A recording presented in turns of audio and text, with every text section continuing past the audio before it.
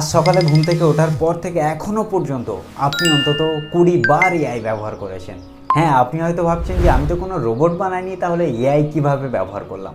আসলে সত্যি হলো chat GPT, YouTube, Instagram, Facebook প্রত্যেকটা জায়গাতে আপনার অজান্তেই আপনি এআই ব্যবহার করছেন।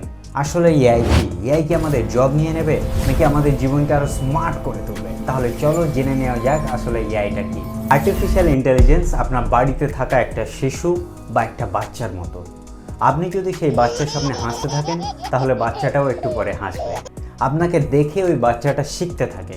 ঠিক তেমনি এআই হলো একটি মেশিন, কম্পিউটার বা মোবাইল, যা তথ্য সংগ্রহ করে শিখতে পারে এবং দেখে দেখে নিজে বুঝতে পারে এবং সেটা মানুষের মতো ডিসিশনও নিতে পারে।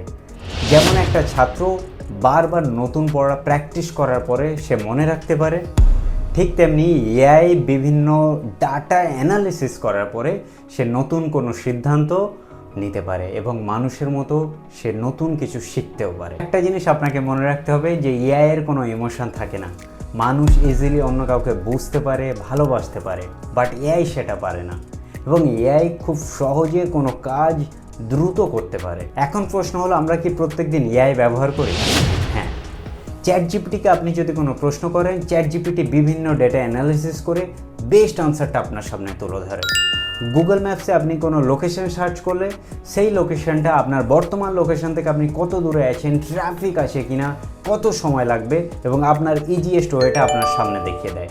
ইউটিউবে আপনি কোন ভিডিওটা কত সময় ধরে দেখছেন, কোন ভিডিওতে লাইক করছেন, সেই হিসাবে ইউটিউবের ফিড আপনার সামনে চলে আসে এবং আপনার পছন্দের ভিডিওগুলো আপনার সামনে চলে আসে। অনেকেই মনে করে যে এআই সমস্ত চাকরি নিয়ে নেবে। না, এআই কিছু জবকে অটোমেটেড করবে এবং তার সাথে সাথে নতুন জবকে ক্রিয়েট করবে। এবং বর্তমান সময়ে আমাদের স্টুডেন্টসদের প্রত্যেককে এআই জানা জরুরি, কারণ ফিউচারে ডক্টর, ইঞ্জিনিয়ার, বিজনেসম্যান প্রত্যেকটা প্রফেশনের সঙ্গে এআই যুক্ত হতে চলেছে এবং সাথে সাথে আমরা যদি এআই না শিখি তাহলে আমাদেরকে পিছিয়ে পড়তে হবে। Hello, I am Zahir, welcome to our channel Roboguru Zaheer.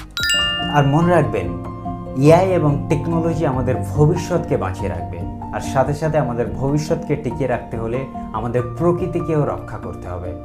So save Sundarban, save mangrove forest and protect the royal Bengal Tigers. যদি আপনি টেকনোলজি সম্পর্কে নতুন কিছু জানতে চান তাহলে চ্যানেলটা সাবস্ক্রাইব করতে পারেন এবং যদি ভিডিওটা ভালো লাগে তাহলে শেয়ার এবং লাইক করতে ভুলবেন না। সকলে ভালো থাকবেন, সুস্থ থাকবেন।